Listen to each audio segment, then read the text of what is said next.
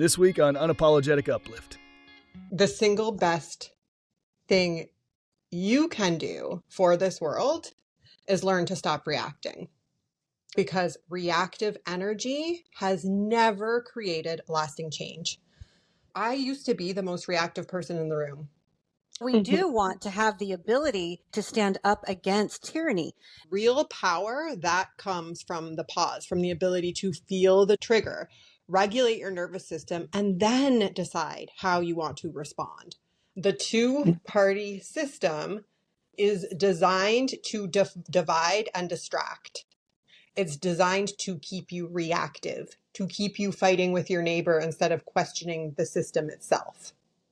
Everything coming at me had to go through this filter first to see, did it align with that party and that party's values? So it was all about my identity with this party.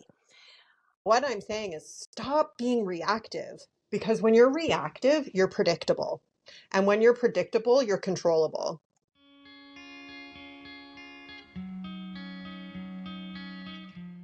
Welcome to Unapologetic Uplift. I am your co-host, Kim Staples, joined by my beautiful co-host, Ianthe Mauro. And today we're talking about something that might piss some people off, to be completely honest, but that's kind of our thing. So here we go. The world it's a freaking dumpster fire right now. People are angry, reactive, divided, and I get it. I really do. There's real injustice happening, real harm, real reasons to be angry. But here's what I need you to hear. Being reactive will solve nothing. And I know that feels hard to accept because your nervous system is screaming at you to do something, to fight back, to prove them wrong, to make them see.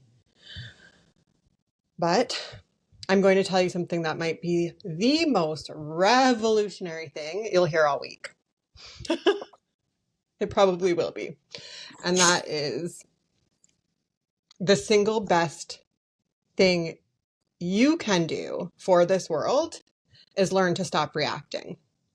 Not because what's happening is okay, but because reactive energy has never created lasting change. So today we're talking about how to rise above the darkness, the hate, the chaos, and the division without becoming complacent, without spiritual bypassing, and without abandoning your values. Let's dive in. Woo! Yeah. I can already feel like these tingles I can feel these voices saying, well, silence is violence, Ianthe. If you're not screaming it from the rooftops at every chance you get, if you're not sharing it on your social media, what do you believe in, what you want people to do or not do, then that is a form of violence, and you're not standing in solidarity with the people that need you. How does that land for you, Kim? Well, what do you say triggered. to that? Here's what's happening right now. People are triggered. And I don't mean that in a dismissive way. People are triggered. I mean, their nervous systems are genuinely activated. Fight or flight, cortisol flooding their bodies, amygdala hijacked. And from that place, they're making decisions, posting online, cutting off family members, going to war in the comments. And listen, sometimes boundaries are necessary. Sometimes walking away is the healthiest thing you can do. But are you doing it from a regulated place, or are you doing it because your nervous system is screaming and you have to do something right now? Because that is reactive.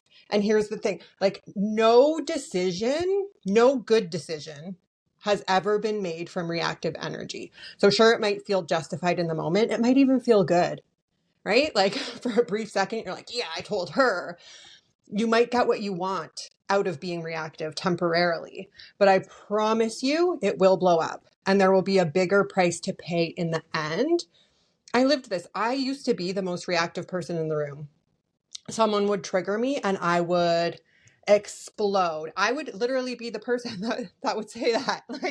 If you're not saying anything at all, you're okay with it, right? And it's like,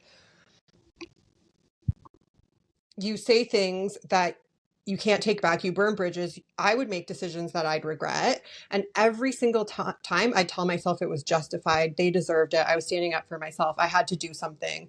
And here's the thing. I'm not saying to be complacent, but so in some ways, yes, silence is violence for your question. But just posting things like, if you don't pick a side, you're perpetuating the problem. This is the kind of stuff that I have a problem with personally, because it just feeds the division and it feeds hate. Like, if there's something something productive you can do, which isn't going to happen in a reactive state, but maybe you can sign a petition and bring it into your senator, or I think that's what it's called in the United States. I'm Canadian, so I'm just using You're not American, wrong. Congress, Senate, yes. Yeah, I'm just using representative. American politics, which I am not a political person. I think a two-party system, we can dive into that after. But if you're doing something to actually try to incite change, that's wonderful.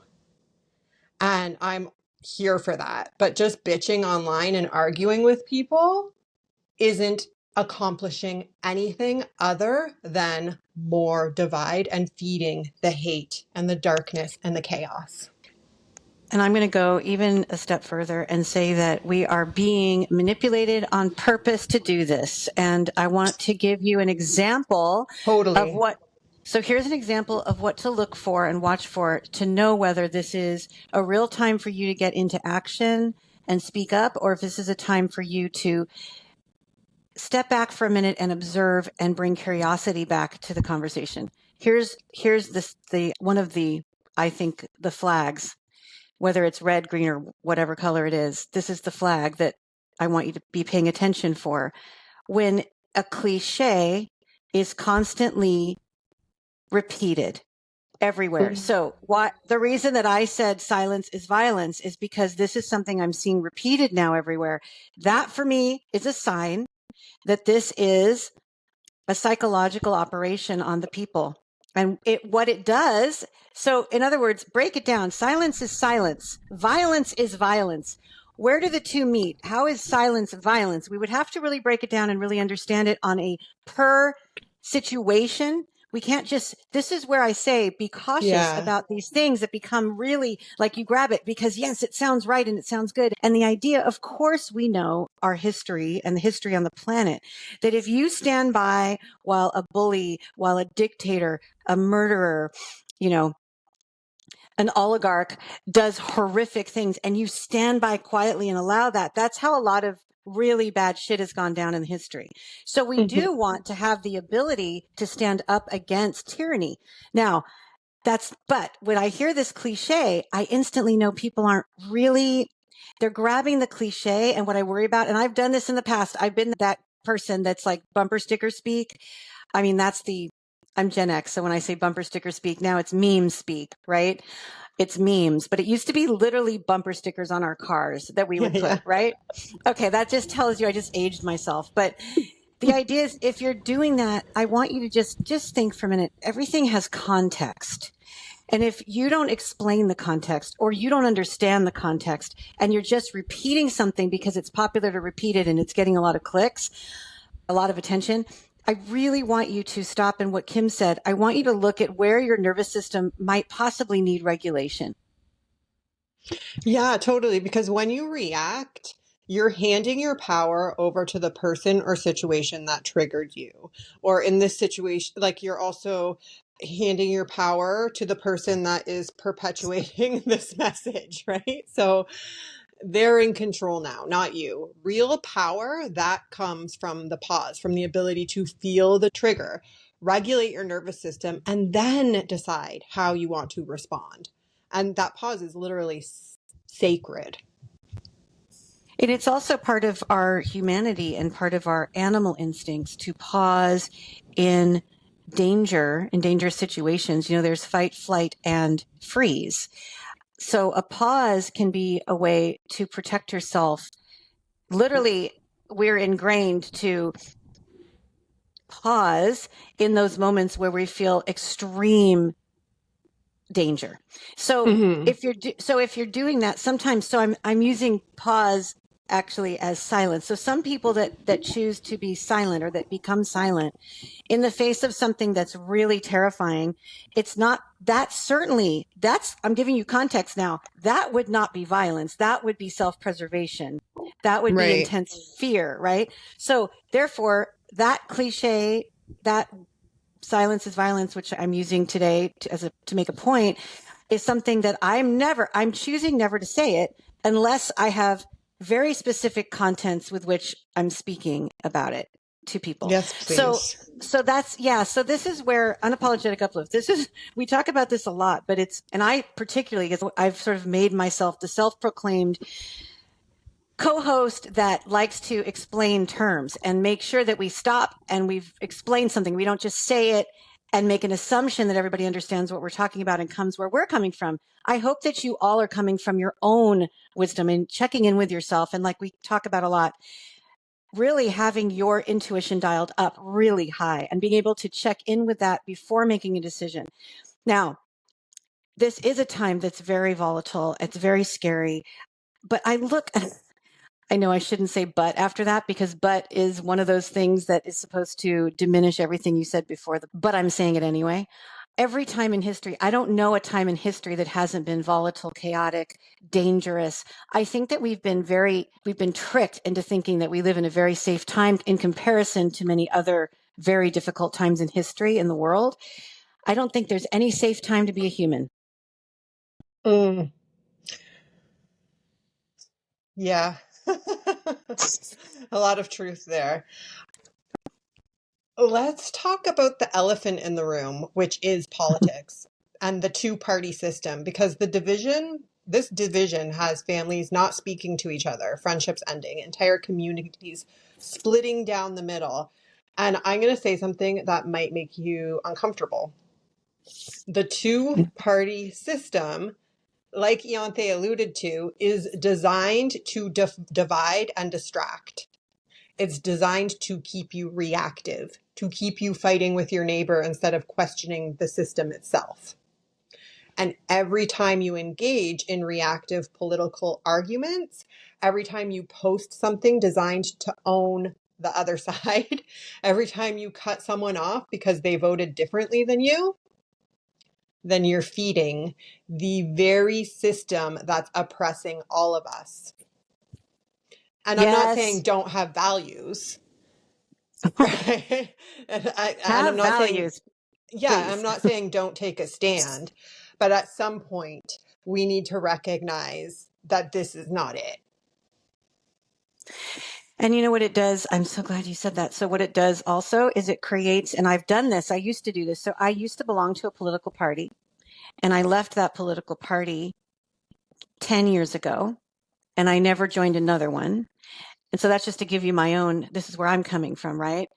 And I used to, when I belonged to that political party, what I would do is every time I saw an issue or something would come up on the news or in a discussion with a friend or family member or on social media, I would have a filter that was always placed on top of the conversation. Everything coming at me had to go through this filter first to see, did it align with that party and that party's values that I was aligning with. So it was all about my identity with this party. When I finally got rid of that, so much opened up to me, and it did a few things. One is it did create a lot of dissension and upset in my personal life. And I did have friends and family members who literally said to me things like, please, you have to do this with us. You have to believe in it. You can't leave this party. You can't do it. We need you. We need you more than ever. We need you, especially where you're moving. We need you, especially here and there and doing this and doing that. And they just could not accept. And I did not ask them to leave with me. I didn't go out and say, everybody, here's what I've figured out. And I don't believe in the great and powerful Wizard of Oz anymore. I saw the bumbling guy behind the curtain. I've got my own ruby slippers and I'm returning home of my own volition. So you don't have to come with me, but this is what I'm doing. And it was just so wild how much hate came towards me and worry. And even more than hate was worry. I saw everybody worried, like, how could you not be aligned with one or the other? That's Guess what it what, guys? stems from. I'm fine. It's 10 years later. I've never felt better about where I stand because when I listen to things, I don't have that filter anymore. I actually have the opposite filter, which is trying not, with all my might, trying not to have a filter of bias and actually trying to get to the truth, which is hard. Which is where the freedom lies, right? Like they want you to be divided. And like I was saying before, I'm not saying don't take a stand. I am not saying to not have any values aligned with this one or that one. I'm not saying to go love on members of ICE or befriend violent offenders or put yourself in danger. What I'm saying is stop being reactive, because when you're reactive, you're predictable. And when you're predictable, you're controllable. The powers that be, they want you angry. They want you divided. They want you so triggered that you can't think clearly, because a regulated, grounded, clear thinking population, that's dangerous to systems of control. So if you really want to be revolutionary, regulate your nervous system, practice the sacred pause, respond instead of react. That's real resistance. Whew, it sure is. And ask yourself the next time you come up against someone who is really bullying you into taking a stand and join them in this and say and post this on your social media, instead of getting upset by that, look at them and ask, why would they feel this? What is it that's driving them to this? And how can I understand it? And where can we find a place to come to an understanding? It has to start with us. It has to start with you, right? We can't just, because it can easily become like, again, now we're putting on our own filter, Kim, where we're like, well, we're going to notice everybody that's using a meme and everybody that's, it's like, it can just turn into the same thing. So we have to really nervous system regulating. Can you give us an example because you keep saying it, how does one, and I know this is going to be more than just on this podcast, but a little example, if someone says, how do I possibly regulate my nervous system? I'm constantly triggered by all this. I can't with this. What do I do, Kim? What's the first step I can take? Use your breath. That's just something simple that you don't need anybody else to do for you. Just take a pause. And obviously, you're going to fuck this up a million times before you get it right. I still fuck it up and still don't have this perfect, right? But catch yourself. When you do something reactive right now, notice it after the fact. Don't be hard on yourself. Don't beat yourself up. Just be like, oh, okay, I see where I fucked that up. What I could have done is taken time until I cooled down, done some breathing. Any decision made in reactivity is you're never your best. Never, ever, ever. And I'm also talking about when you're reactive because of something good and you're excited and elated. You can make shitty decisions from that point too, if you're making them in reactivity. So we want to just pause, bite our tongue, walk away. If you can just start walking away and waiting until you're no longer reactive and activated, that in itself is huge. If you want to regulate the nervous system, go do box breathing. Put a timer on your phone for 5 minutes. Breathe in for a count of 4, hold your breath for a count of 4, breathe out for a count of 4, hold your breath for a count of 4. In, hold, out, hold. In, hold, out, hold. Simple. Anybody can do this. As you're breathing in, breathe in through your nose. Intentionally send the breath into your belly. So you're feeding the diaphragm, feeling the belly expand, and on the exhale, the belly deflating, pulling your navel into your spine. That's it. In, hold, out, hold. In, hold, out, hold. For 5 minutes. I promise you, if you do that in reactive energy, you stop, you pause for 5 minutes and do that, you will have more clarity. What seems like it's going to make you want to kill somebody softens. And then suddenly you're like, oh, okay, it's not that big of a deal. Not to say any of this is not a big deal, right? It's like I can hear so many people in my head right now being like, Kim, this sounds like spiritual bypassing. You're telling me to just love and light my way through oppression. What about accountability? What about justice? And I hear you loud and clear, because I used to think the same thing. I used to think that if I wasn't angry, if I wasn't fighting, but here's what I've learned. Rising above the chaos doesn't mean you're okay with what's happening. It means you refuse to perpetuate the energy that created it. It means you're building a bridge instead of burning one. Because here's the truth. Humanity has to come together for a real change to happen. And you can't create unity from a place of division. You can't create peace from a place of violence. You can't create love from a place of hate. Wow. And this stuff works also just, I was thinking when you were describing the box breathing and the reactivity, it can also work if you're a parent and you're overwhelmed and you have those moments where you're like, I want to throw my kid out the window and I'm not going to do that. But how do I deal with this feeling? And that's also normal. Totally. And so these are great practice for so many things that we have coming at us. But back to, yeah, go ahead. Sorry. When you do this with your kid, it's the same as when you do this in society, right? Like you'll notice if you're the type of parent that's reactive, and when your kid forgets their lunch bag or spills the juice or breaks something, you're like, oh my God. Or when they throw a tantrum, you lose your shit. This is where your kids learn behavior. You're then seeing them with their friends or their siblings being like, what is wrong with you? What's your problem? And it's like, if you don't wake up to that, when we're doing this, when we're slinging shit on social media and fighting people over this side or that side, all it does is create more of the same. So when I say rise above, I'm not saying ignore injustice. I'm saying don't let your reaction to injustice become more injustice. It's, like regulate Exactly. your system so you can respond with clarity instead of chaos. Be the example of what you want the world to become, because that is how real change happens in your home and out in the world. Not through reactive fighting, through embodied leadership.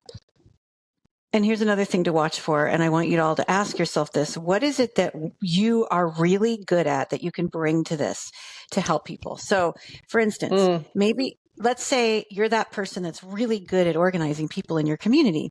So you can organize people in your community to maybe raise money for something that is going to a cause that you've researched, and then you bring it to everybody. Now, let's say you're in your community. That's not you at all. You're not good at that at all. You know what you're good at? You're good at making casseroles. So you are the person that shows up at the meeting and you bring the casserole and you feed everybody, because everybody needs to have something nutritious to get through the meeting and get through all the stress that they're going through. Maybe you're a nervous system regulation coach like Kim, and you're going to bring this to everybody that's freaking out and say, this is how I can help. So I want you to get really clear on where you can help. I am a person that was raised with political activist family. Before I could ever walk, I was carried at the time it was a sling. They didn't have a baby Bjorn at that time when I was a baby. I was in a march with, if any of you have heard of Cesar Chavez, you can look up Cesar Chavez and the farm workers' rights. And I was in this sling being carried during a march before I could ever walk.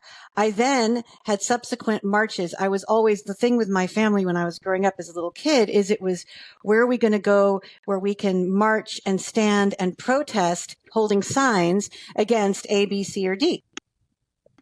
Well, guess what? I figured out as a young teenager that this was not the way that I was going to make a difference. You know why?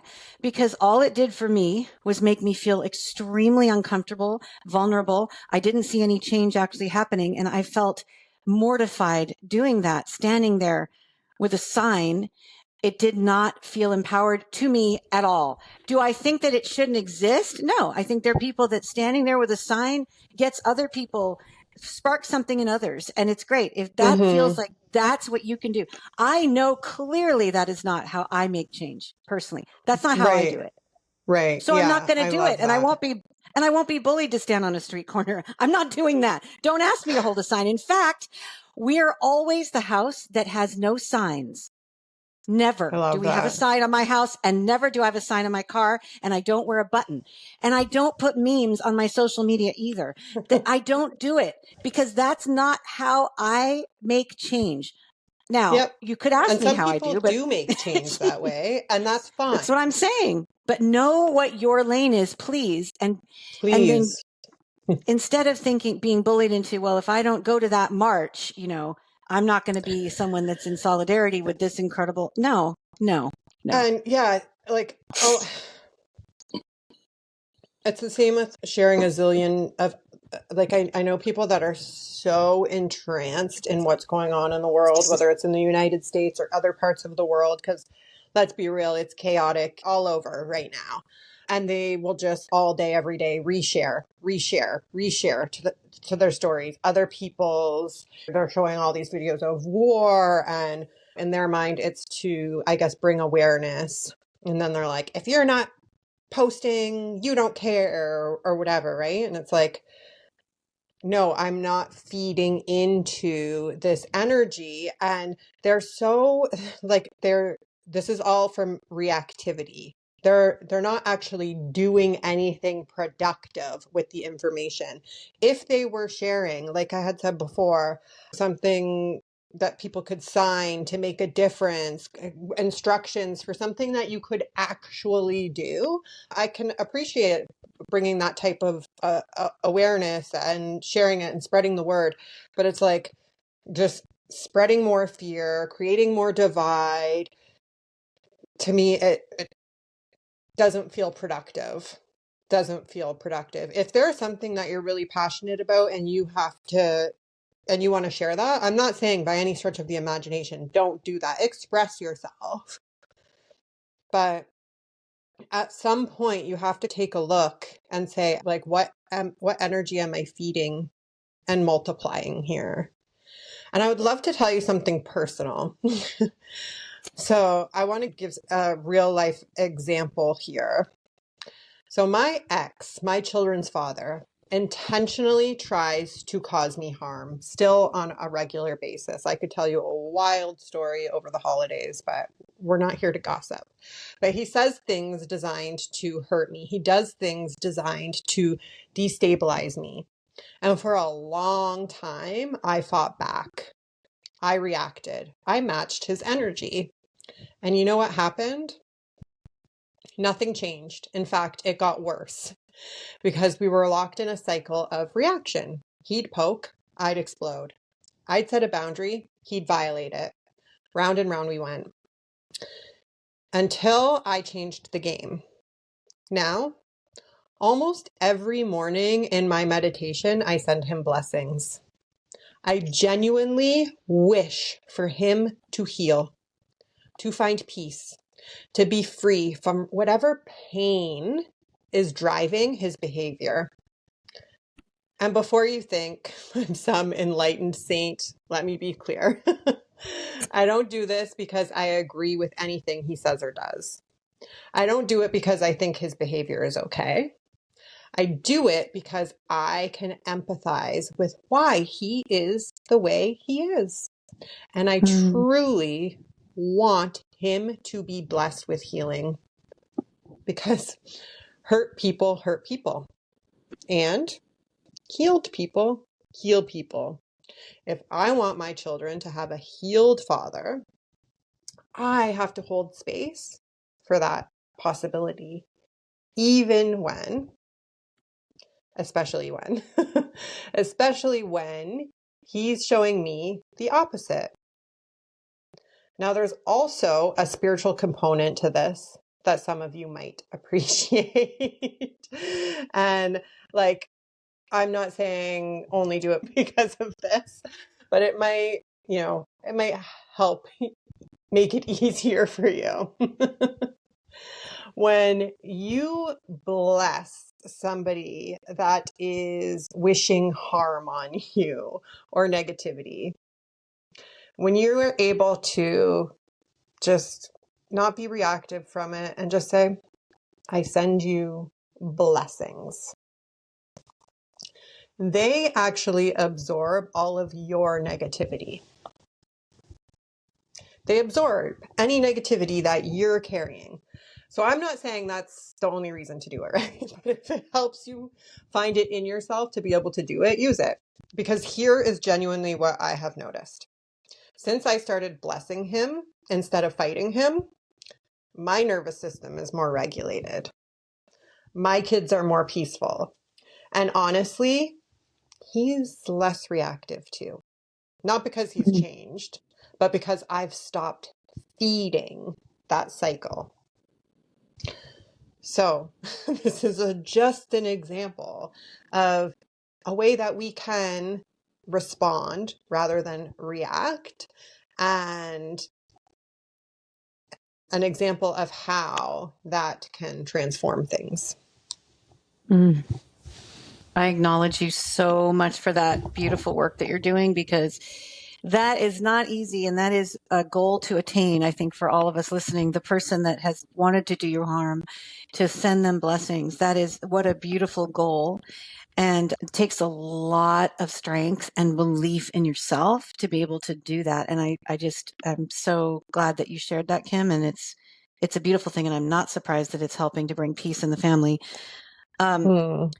Yeah. And I shared my, a personal story about my life and upbringing and choosing what it is that you do to help things that are hard. Also finding people that you can talk to who don't require you to join their team or be any certain way in order to have conversations about what you're really worried about in the world.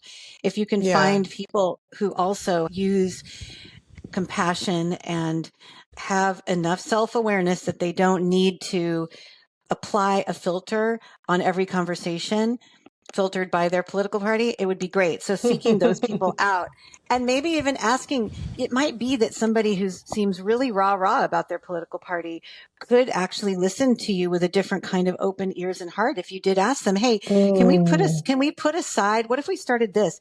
Can we put aside our political affiliations and have a conversation about how these things feel to us and what we think might be going on and how we might be able to help, not just complain, not just parrot what we're hearing out there, but actually, what do you think we could do?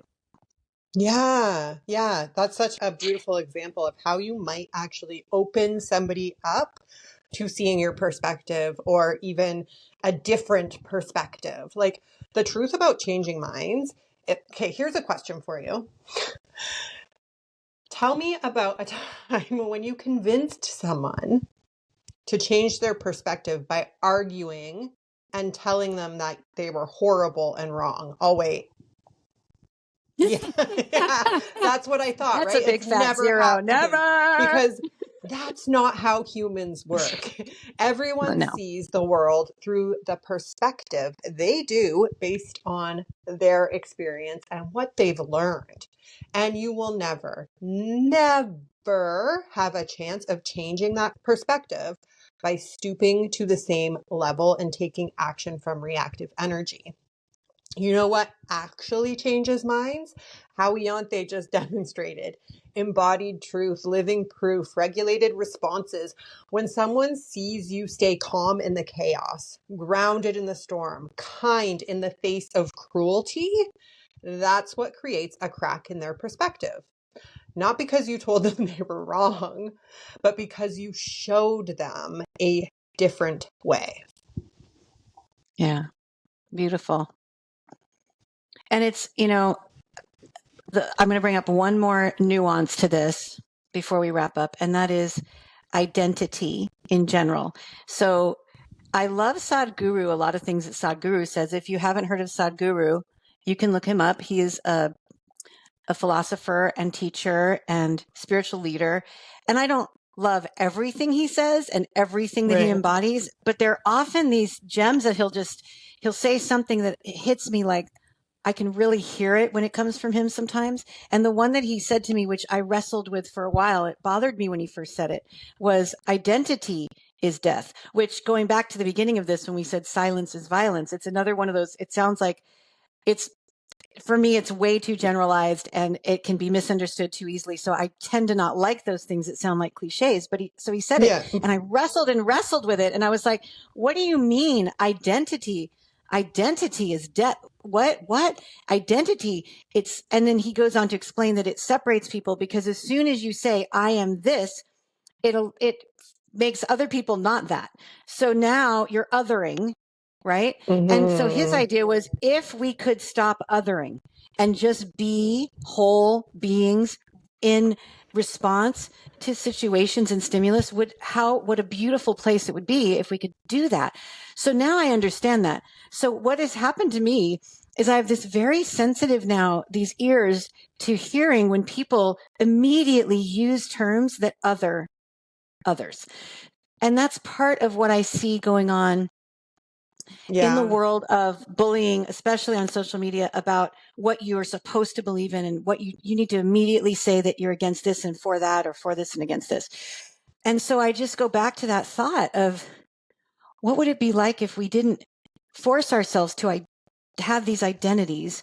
And this is a very controversial thing that I'm saying, because I know even in my own family, people who say, well, their identity, it is something that they suffer because they have an identity that is not accepted by a lot of people. And therefore they're bullied because of that. So if they don't hold on to that identity, that's somehow discounting something very important and they need to take a stand.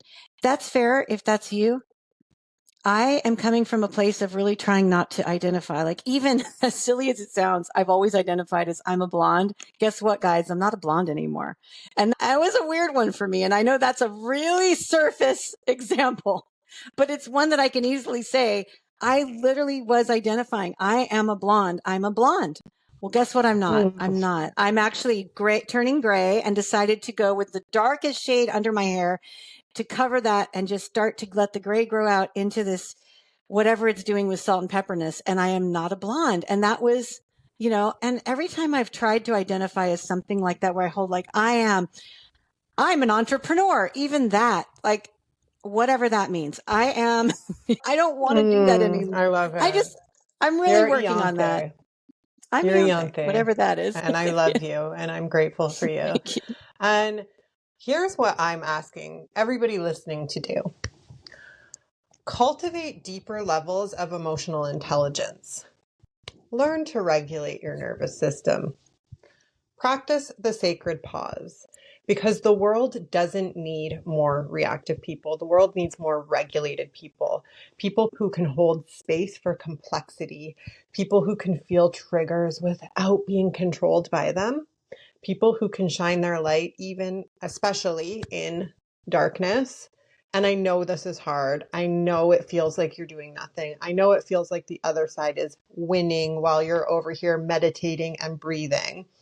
But I promise you, the most radical thing you can do is refuse to match the chaos. Because when you regulate, you create a ripple. Your kids feel it, your partner feels it, your community feels it. And slowly, person by person, nervous system by nervous system, we change the collective, not through force, through embodiment.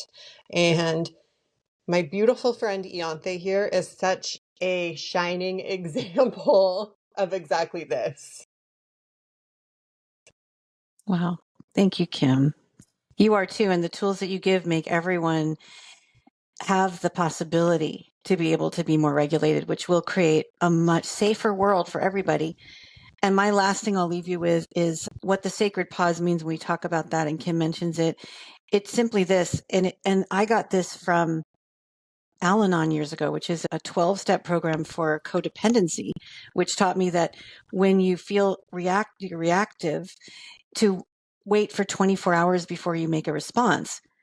So imagine how quickly, great advice. It's just simply that. It's just simply that. And I promise you, there is nothing that needs your attention in the next 24 hours that can't wait if you're feeling very reactive around it. I promise you. That's actually the key right there, what you just said. If you feel like you have to respond right away, don't. If you feel like you have to make a decision, if you feel like you have to do this right away, that's reactive. And in fact, even with sales, an example in sales, I've had a salesperson recently, there was something that I sought out that I wanted. But when that salesperson had me on the phone and said, we need to set this up now. You need to get this now. Here, I'm sending you a link. You need to click it now while I'm on the phone. That was an immediate no. I backed out. Yeah. Yeah, it's a red flag. Yeah. Anything that's worth it can wait. It can wait. And you need to Yeah. check in with your body and you need to rest and sleep on it. And you know that old thing, like sleep on it. So you have permission. Totally. You have permission to be an activist in exactly the way that works for you so that you really can move the needle on things that you care about, to question what you're reading, seeing, feeling. Take 24 hours before making a response or a decision. You have permission for all of those things. And if anyone tells you don't or you forget, come back here to this episode, save this episode. We're reminding you here right now. And this is how we really are going to have a better world and a safer world and a healthier world. We really need, yes, to do that. Amen to that. Amen to that. We are inviting you to rise, not above the people you disagree with, but above the reactive energy that keeps us all stuck. Send blessing to those who oppose you, not because they deserve it, but because you deserve peace. Practice that sacred pause, not because you're weak, but because you're powerful enough to choose. Shine your light brighter than ever before, not to prove anything, but because the world desperately needs it. This is the work. This is how we create real change, one regulated nervous system at a time. I love you. I see you. I'm so grateful you're here. And if this resonated, share it with someone who needs to hear it. And of course, one last plug. If you want to go deeper with this work, if you want support regulating your nervous system and rising above all of this chaos, the Divine Activation is open, and you can find the link to that always on my Instagram. Until next time, stay unapologetic and keep uplifting. Yes. Thank you.